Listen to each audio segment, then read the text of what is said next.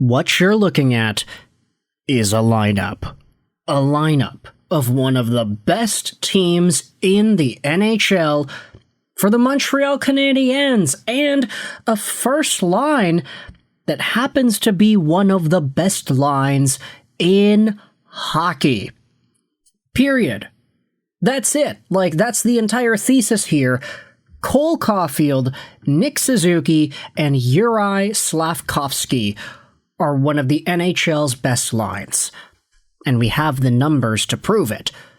But before we dive into all of that, let's dive into just some extra little tidbits and pieces of info that I think are interesting for Montreal as they continue their Western Road swing later tonight against the Seattle Kraken. It's kind of weird because it seems like today is going to be one of the rare days that Montreal plays their game after my Vancouver Canucks play their own game. So, yeah, Vancouver's getting the post-game first, I guess, depending on what happens, of course.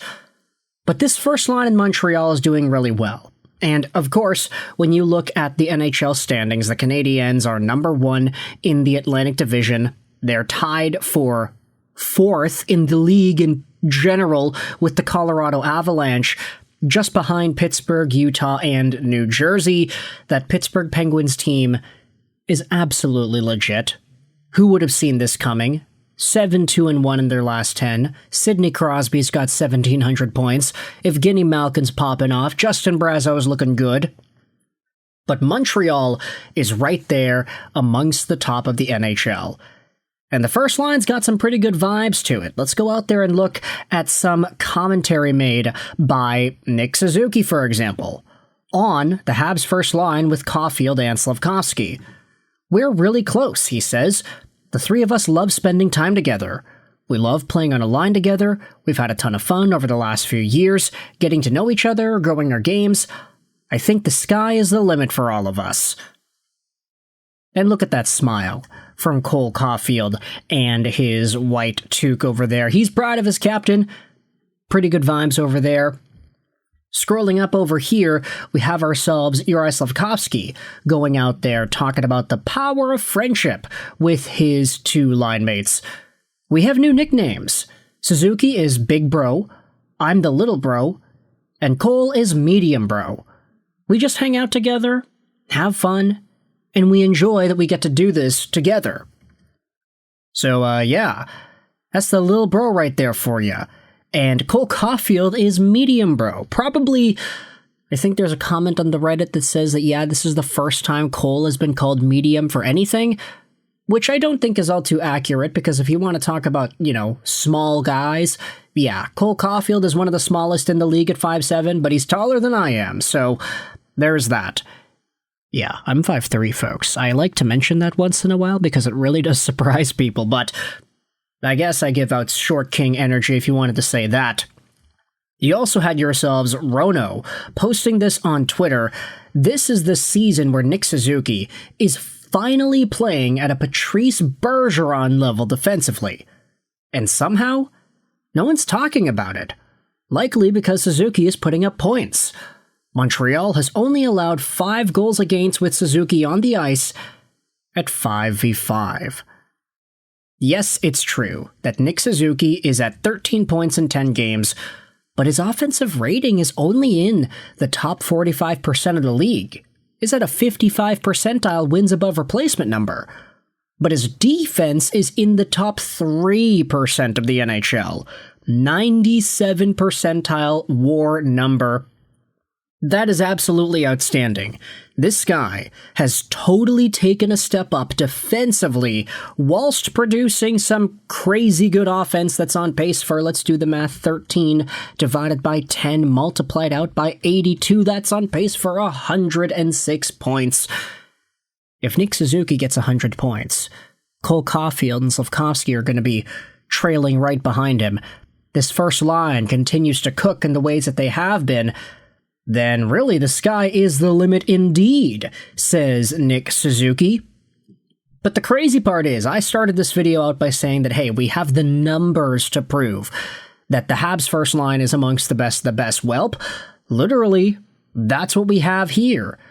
This is the Money Puck page for offensive lines with a minimum ice time together of 70 minutes total for this season's worth of play.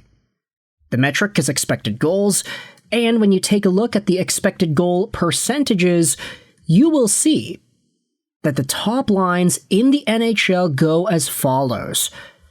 Nick Schmaltz, Barrett Hayton, and Clayton Keller are number 1 with 67.7% expected goals percentage.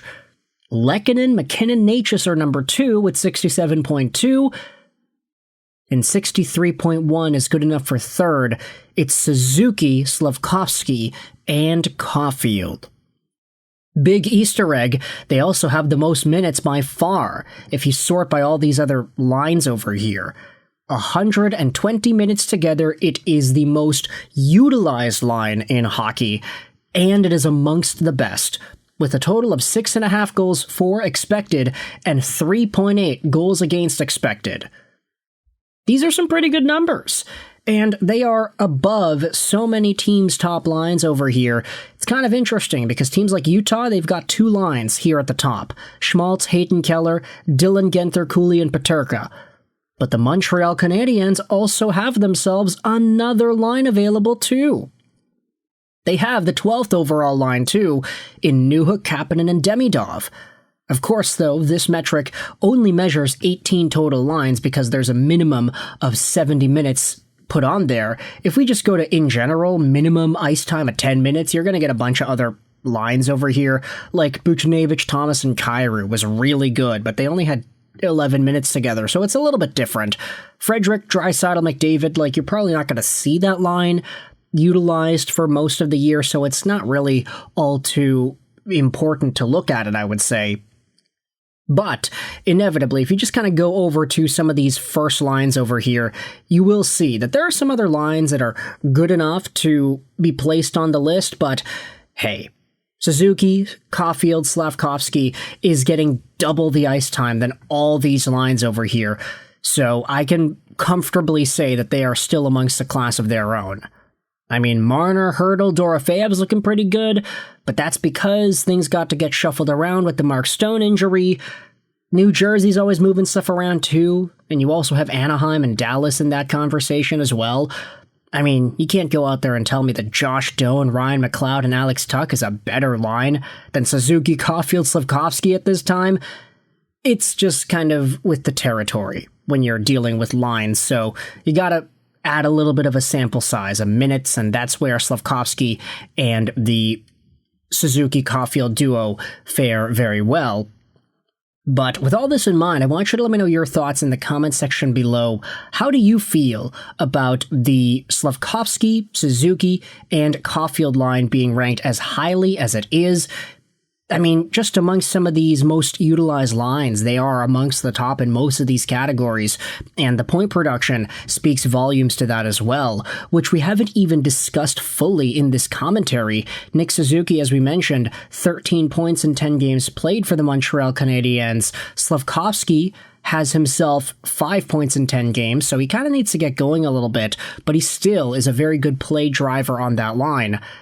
And Caufield's a point-per-game guy too, 10 points, 10 games.